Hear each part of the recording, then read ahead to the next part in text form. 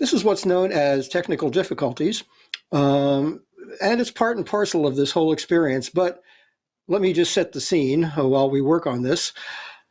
I'm Gary Lambert, he's David Gans, and this is our live stream of Dead & Company from the Saratoga Performing Arts Center, better known as SPAC, in upstate New York. This is the last of three shows the Dead & Company are playing upstate, having played at the Woodstock site in Bethel, a couple of nights ago in Darien Lake up near Buffalo. And tonight they are at a beloved venue in Grateful Dead lore. Saratoga is a beautiful part of upstate New York. And the Grateful Dead just played there, the OG Grateful Dead, that is, just played there a handful of times in the 1980s. But it has had a long history with all of the post-Grateful Dead incarnations, including Rat Dog, Phil and Friends, the other ones, The Dead, Further. All of them have played there numerous times, and it's a sort of ground zero for the whole jam band scene. It's got a long and storied history. As I said, a beautiful, great sounding venue. I can also say that it is one of the hardest venues to get into and out of in your car and to park. So it is with some relief that I broadcast this show from my couch, because that's the only negative thing to say about SPAC, is that it's a nightmare to get in and out of. But it's worth it once you're inside, and I'm happy for the people who are there. And David, am I hearing you now? I think I just heard your laugh. Can you hear me now? You can? Yes. Oh, good. Yes. Yes, we'll work out our technical difficulties between now and set break, when we're going to be joined by Jesse Jarnow. I'm really excited about talking with him today, because he's the co-host and co-producer of the amazing Good Old Grateful Dead cast, which is an amazingly deep and far-reaching podcast exploration of the musical history of the Grateful Dead. Such wonderful work, and he's so good at it.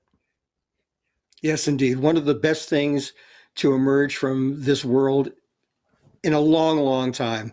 Great scholarship, incredibly entertaining. Both David and I have been very fortunate to have been guests on it, and they have talked to people from throughout Grateful Dead history, going way back to the very beginnings of the band. So it's really a blast. If you are new to the music, it's an amazing place to learn.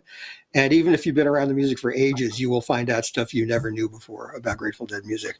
So we can't wait to talk to Jesse. In the meantime, we are preparing you for Dead & Company, and we are telling you that this is something we are doing during every show of the tour. First, we'll be on for a few minutes before the band hits the stage, and then we will be back at the break for a lengthier halftime show. And you can get this on nugs.net. Gary, the lights have gone down, and we have to stop talking now. Hey, here we are.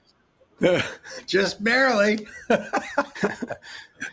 Back in the land of striving for just exactly perfect. I had a little bit of a technical problem, just barely made it on the air, but man, oh man, that bird song. Whew.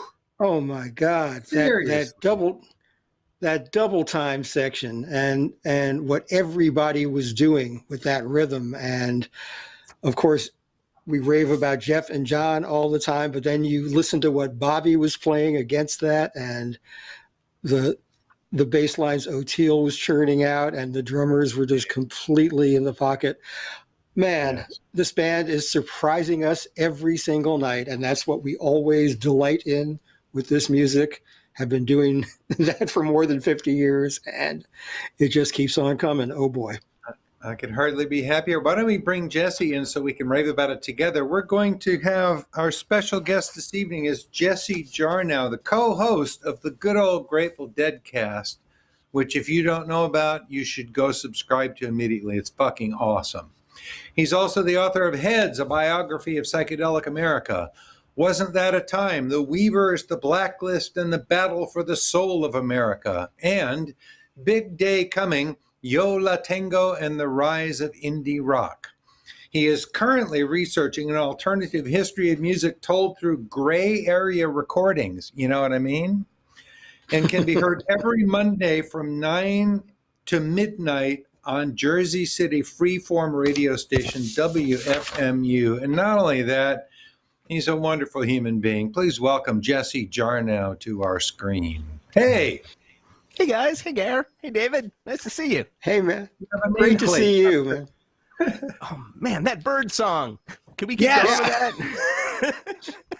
Yeah. Oh, you said it. That double time section that they burst into is just beautiful. And there's a spot in there where O'Teal started playing kind of like, I don't know, ARU style. Oh, the sort of fast, jazzy O'Teal Burbridge style bass that you don't necessarily associate with a slow floating bird song. But then there it was. Well, specifically, what I was hearing was him and O'Teal locked into a vamp that may have been intentionally or inadvertently Herbie Hancock's Cantaloupe Island, which is a tune that got sampled by many hip hop people. So I'm sure it's in their vocabulary from that, but also as incredibly well-versed players. I'll have to ask those guys about that if they were, because the great thing about this band is the frame of reference has broadened with these younger guys in the band. You'll hear O'Teal quoting bass lines from the Ohio Players or from Stevie Wonder. Jeff's vocabulary is just ridiculously immense. And of course, John brings his own broad range of taste to bear. And that's what keeps renewing the music. Pretty thrilling. Before we go on, let me take care of a little bit of business here. I need to remind people that we're offering a free preview of the Dead & Company show here on nugs.net. And if you're watching this here on YouTube, you are in a position to convert it to watching the entire thing. You can go to livedead.co and sign up to buy this broadcast. And by the way, if you do that now, you still have plenty of time to go back and watch the first set. You did not miss anything if you order it now.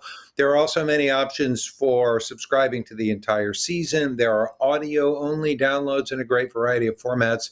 Nugs.net has a huge amount of music, an archive of thousands and thousands of live concerts and other stuff from a huge number of bands. And if you subscribe to this Nugs.net subscription service, you have, among other things, access to all of the Dead & Company shows going back to 2016. Let's go back to talking about Dead & Company. I'll quickly run down the set list and then turn it back over to you guys. Shakedown Street was the opener, an amazing Bertha. Fenario, a.k.a. Pretty Peggy-O. Me and My Uncle, They Love Each Other, with a nice drawn-out ending. West LA Fadeaway, and that spectacular bird song to close things out.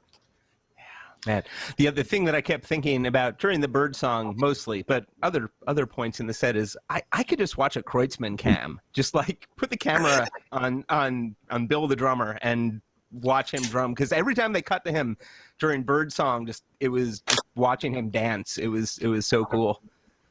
Yeah, I've said before that if someone put out a multi-disc box set of isolated tracks of Bill Kreutzmann's work on the ride cymbal, I would buy it. Totally. It's a great groove, people. Yeah. No, and I'm, also enjoying very much, Mickey's expanded vocabulary, less anchored to the kick, more floating free across all his tools. Yes. The second set is where he really goes to play. Oh yeah. Has he broken out the fly swatters for every show so far? I haven't noticed. Yes. Jesse, you may not have heard this yet, but in Mickey's arsenal of striking objects, some fluorescent green fly swatters have appeared at numerous shows, and they sound great. Oh, I saw there was some sort of triangular contraption happening during Peggy-O, I think, that was adding a nice texture. It was cool hearing that. I've been listening pretty hard to those the Wolf Brothers shows that happened, over the pandemic, and where Bob was really kind of going hard into some of that folk stuff with Greg Lee's on pedal steel, and it's kind of become kind of like a new, grab some of the recordings, and it's become kind of like a new album for me. So I've been listening a lot to Bob sing that song recently, just in my rotation, and then it was cool to hear it, transferred back to the big band, as it were. Can we change the subject and talk about the good old Grateful Dead cast, which is, I have to say, Sure. the most coolest damn thing to come out of the Grateful Dead culture and scholarship. And I've participated in the Grateful Dead culture and scholarship for decades. You guys have put together the most amazing extended deep dive into this stuff. I could hardly be more thrilled than what you're doing here. Thank you so much, David. And it's really, said this before, but we couldn't be doing it without the stuff that both of you guys have been doing for so long, and standing on the shoulders of other heads, But thank you. It's been just an Standing honor. on the shoulders of heads is a phrase that we're going to be hearing more of in the future. Anatomically impossible, but fascinating. Yeah. But it's been nothing but an honor and a thrill to get to have an excuse to just dive into these songs and these albums and these recordings and just chase down all the answers and questions and anything I ever wanted to know about these things, and go deeper and deeper and deeper and deeper. You guys put in the time. I mean, I remember when you and Rich Mahan were traveling around collecting interviews, and then we didn't hear from you for a good long time, and it turned out that you were assembling this immense collection of interviews and artifacts and stuff before you started working, which I think is really great that you have the luxury and the ability to do that rather than have to crank stuff out before you were ready to, it's like Right. You had a picture of the whole thing and you planned them out season by season. And it's just really, again, just brilliantly done. Thank you. Yeah, and that wasn't totally a plan when we started. We didn't really have a plan when we started. It was just, we kind of went out and did a bunch of interviews, and then kind of began shaping them and see what we had. And we're still kind of tapping into that original stash. But the research part of it is I love, and there's been all these kind of advances actually in technology that have made the whole thing easier to do and easier to kind of sort through all these incredible interviews and recordings that have happened.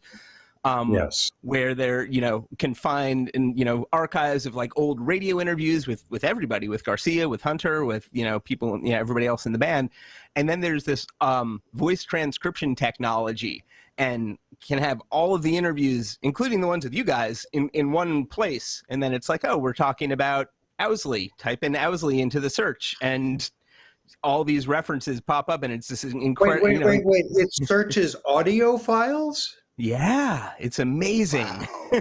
It transcribes them, and then you can drop into wherever you want in the transcription, and it's not 100% perfect, and you get some pretty funny auto transcript errors, but it's close enough to be searchable and functional like that, and it's life-changing. Yeah, and go ahead, Gary.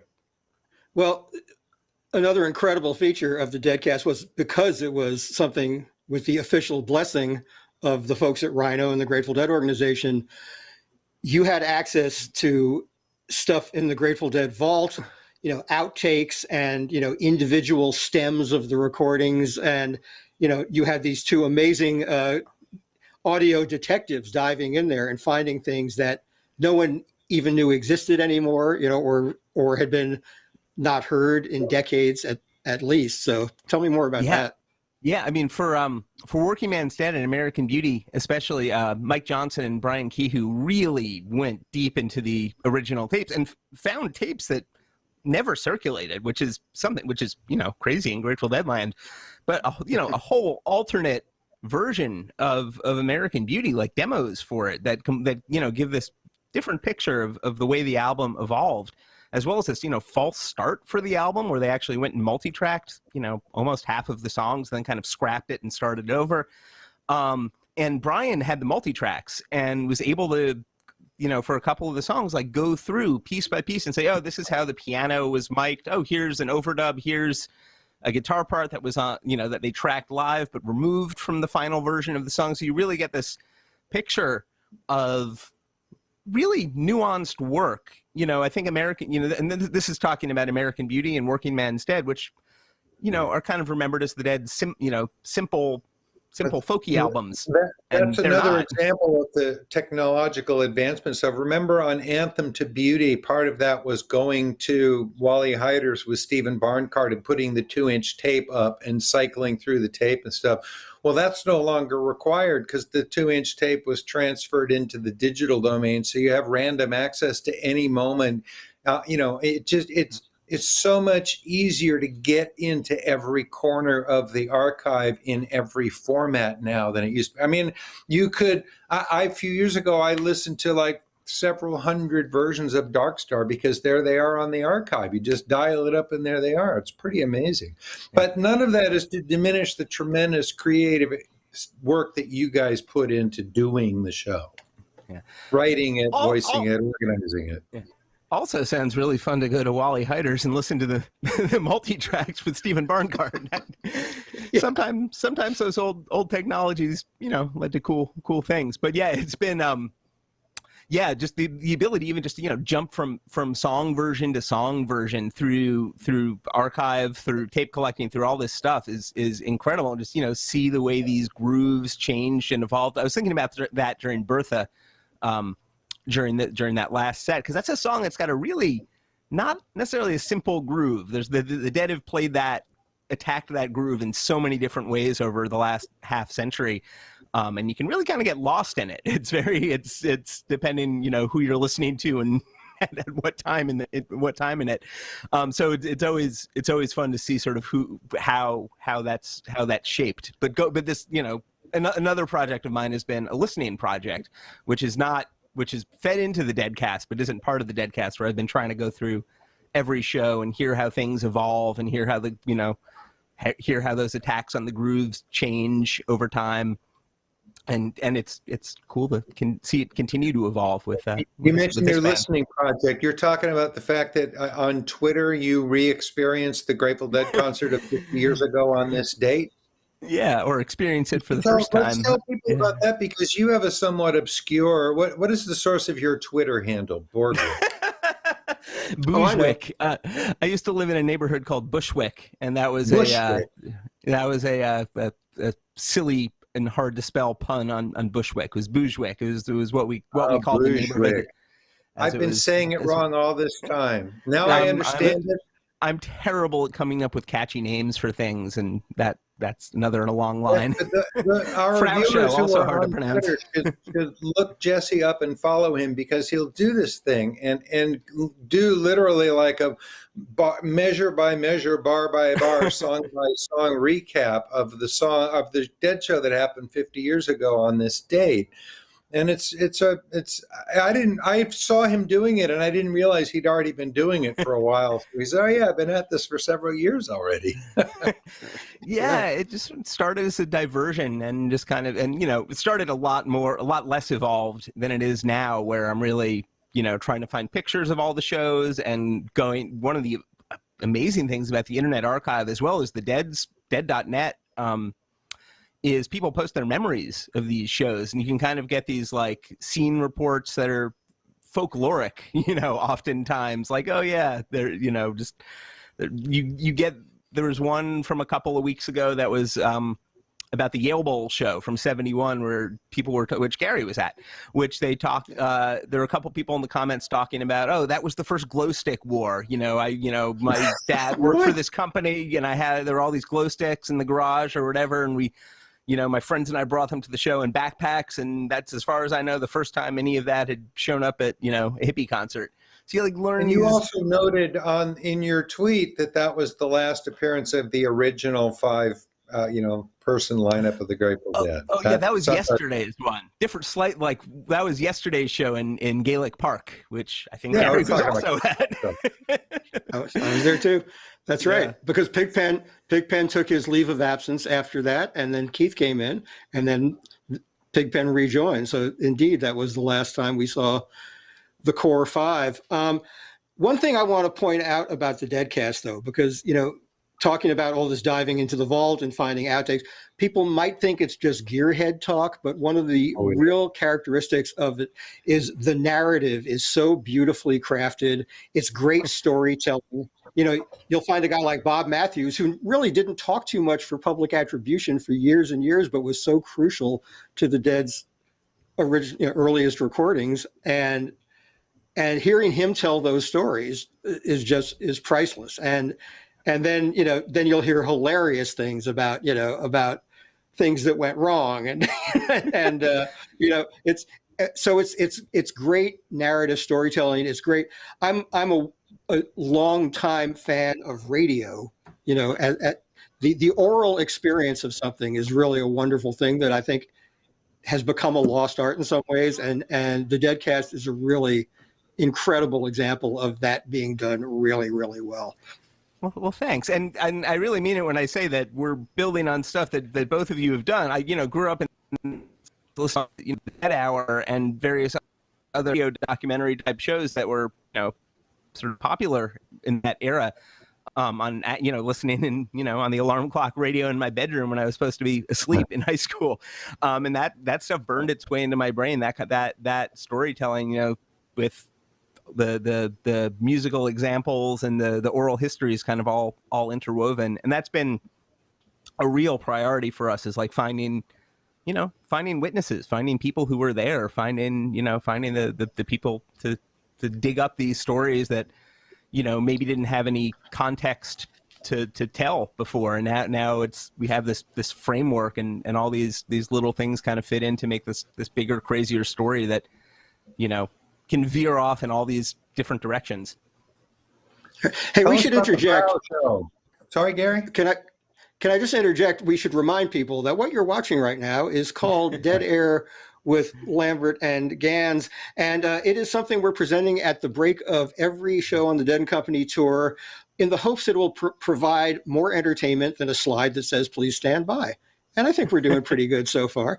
And you can get this if you're just watching the free preview of it. You can get the full broadcast. You can, if you have the means, subscribe to the whole tour. It's available in HD or 4K, and it's been a blast so far, and I don't see any signs of it letting up. So we recommend that you check it out at nugs.net. Thank you. And I wanted to ask you about the Frau Show. Now you're in radio doing your own program. I am. It started off extremely late night, and then moved to just regular, very late night, and now it's in the quite reasonable hour of 9 to midnight on Mondays. It used to be 3 to 6 a.m. But it's on WFMU, which is a completely freeform, listener-supported station in Jersey City. But as we say, the freeform station of the nation, and it really is total freedom. So my shows are kind of a mix of really a lot of new music, but I also do a lot of like live sound collaging and stacking of things, and basically improvising my way through. There's usually about an hour of each show where I kind of don't know what's going to happen, and I've got a bunch of things sort of in a virtual pile that I know are going to sort of combine and crash off each other in some way, and then see what happens. But because it's non-commercial radio, I can also play live tapes and bootlegs and outtakes and pretty much anything I want, as long as there are no non-literal curse words. Figurative curses are okay. I've learned the difference in the late night hours of the FCC's finely grained rules about obscenities on the air. But besides those, total freedom. It's fucking amazing. And it's on where and when again? Pardon me? Tell us where and when it's on again. It is on from 9 to midnight every Monday night on WFMU, which is can be heard all around the world at WFMU.org, and in the New York area at 91.1 FM.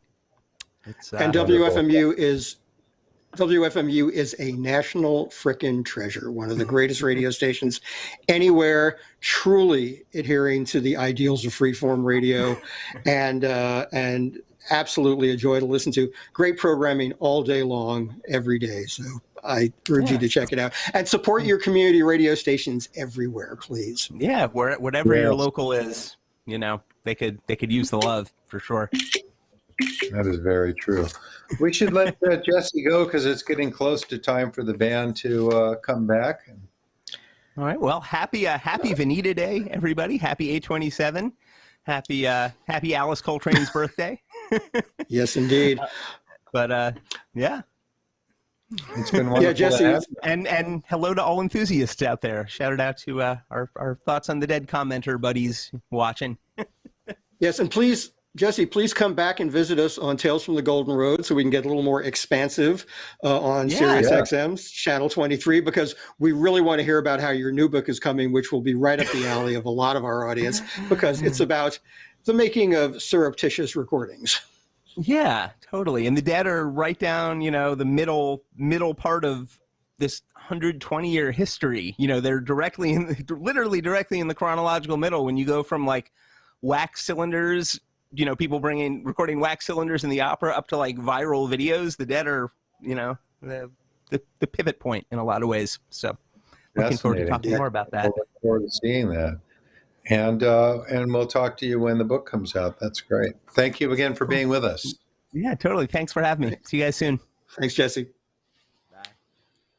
All right. We're told the band is heading for the stage, which means that soon they will step through the amp line and take their spots. Right. There can always be What? There can always be a disparity between urgent and leisurely in their progression to the stage, but we'll see. I'm just so delighted with what we heard in the first set. I feel like this band, I keep thinking, well, it's going to level off here. It started really, really strong, and it's stayed really interesting and just gotten more interesting, and jams have gotten more intense and stuff, and it's not leveling off. They just keep getting better. So I'm pretty thrilled with what we heard and looking forward to whatever's going to come in set 2. Indeed. It's been a constant delight. I haven't felt like the music has lagged much for any significant portion of any show so far. And just so many great ideas, just bursting from every corner of the stage. And we're thrilled to be bringing it to you on nugs.net. Once again, we hope you will avail yourself of complete shows, or if you're watching the preview. If you are already tuned into the full stream, we compliment you on your excellent taste. And we also, of course, always want to urge people to support the Rex Foundation and Headcount and the other fine causes that the band has its full weight behind. You can go to their respective websites to check out all the good works they're doing. And I guess we're in that moment. We're in that moment of suspended animation. We're filling time, but that's okay, because there's so much to say about this band, man. I'm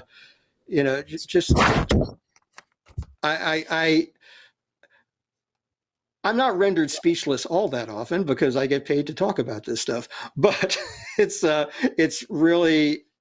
been kind of astonishing just how engaged I am in this, and what pleasure I'm getting by being able to watch these shows in a distraction-free atmosphere and apprehend the music in such detail, and then go back and rewatch sections because you have that 48-hour window.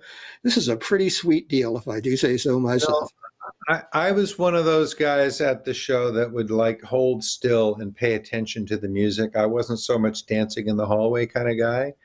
So this is the perfect way to take in a concert in that respect. I missed the schmoozing with people before and between sets and all that stuff, but man, being able to watch it and listen to it so clearly at home with the chemicals of my choice and the companions of my choice, it's a pretty cool way to do this thing, I must say. I look forward to being out in crowds again when it is safe. But I'm very happy with this alternative now. And also, by the way, there are audio-only packages for nugs.net, and there's also a new SiriusXM Platinum package that includes access to portions of the nugs.net library. So if you want to get into SiriusXM, tune into the Grateful Dead channel on Sunday afternoons from 4 to 6 p.m. Eastern for our show, Tales from the Golden Road. You can also get a package that allows you access to the nugs.net library, and we're told that almost everybody's on stage. I said last one on deck I think that means the whole band is on stage. There's generally a little huddle before they go back out on stage. We're waiting for that magical word, lights, which does not mean a request for that Journey song. What it means is that the house lights are down and the band is ready to play again. So that should be coming any second now if the band is indeed all on stage. And just looking forward to this second set. If it continues the momentum of the first and the momentum of the tour so far, we're all in for some bliss. We are. And by the way, these interviews are archived on YouTube. So if you enjoy them, you could share them with your friends. They will include the first song from the second set as well. So there's a sample. Our program is tied to the free sample of set 2 of tonight's show. And the entire tour's worth of these interviews will be archived permanently. And we're pretty proud of some of the conversations we've had so far. So we'll be happy that they're available ongoing. But really, yes, and what we're really anxious to have is the band return to stage so we can stop talking. Yes, but there's more of this to come. We are lining up guests as we speak, kind of on the fly. We're filling in those spaces.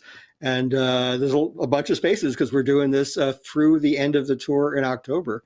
So we're dealing with the first leg right now, which will be over at Wrigley Field, I think on the 18th of September. Then they take a little break of a few weeks and then get back to it. And we can't wait to see how this whole tour unfolds because it's off to a start of historic proportions. I'm certainly feeling that way. Musically, it's very, very, very engaging. I could hardly be happier. But I'm repeating myself now, talking about how much I'm enjoying the music of Dead and Company. Where are they? SPAC, Saratoga Performing Arts Center? Yes. Yes, It's indeed. been the site of many, many beloved Grateful Dead shows over the years, and others. Fish and lots of other bands have played great sets there. Oh, yeah. From what Yeah, I've heard. the Dead only I've played. never been myself. Yeah, I was surprised the Dead only played there 4 times. But the succeeding bands, all of them, Rat Dog, Phil and Friends, the other ones, the Dead, Further, all came to SPAC because it's a really beloved venue for the beautiful grounds, a great lawn, a balcony within the shed portion, which is a great place to see the show from. And then it's very dancer friendly. And so it's always been a great place to hear this kind of music, and long may it run. Beautiful, beautiful place. And it'll be even more beautiful when the house lights go down. That's really a great moment when the second set is about to begin and those house lights go down and you hear the roar of anticipation. That should be happening any nanosecond now. Please. Or not. Please. Register and vote, everybody. I don't care who you vote for as long as you register and vote. Democracy works better when everybody participates. But I would also recommend that you pay attention to what's going on in the world and make your vote an informed one. And I would urge you to make your vote a compassionate and thoughtful one as well. Beyond that, we don't want to get into anything partisan, but registering to vote is a universal, yes, please do this, because we all need to make our voices heard in the running of this world. If you're not happy with the way things are, speak up and help change things for the better. That's right. The more people participate in democracy, the more representative that democracy is. And our friends at Headcount are doing heroic work in registering voters and recruiting people to become registrars of voters. So they don't just ask for donations and they don't just ask you to sign up to vote. They also encourage you to become part of the process of broadening our democracy. A beautiful thing. It is beautiful. And we're still waiting for the lights to go down. We're going to have to develop some kind of more interesting routine than this BS right here. we could incorporate puppets, there could be. Well, or we could, we could start like a really, really long countdown clock that obviously has no connection to reality and just have it going down for like 2 days, 23 hours and 11 minutes down, counting down or something like that. Because really, I just feel like a complete blithering fool right now trying to fill this time until they turn the lights off and the band resumes.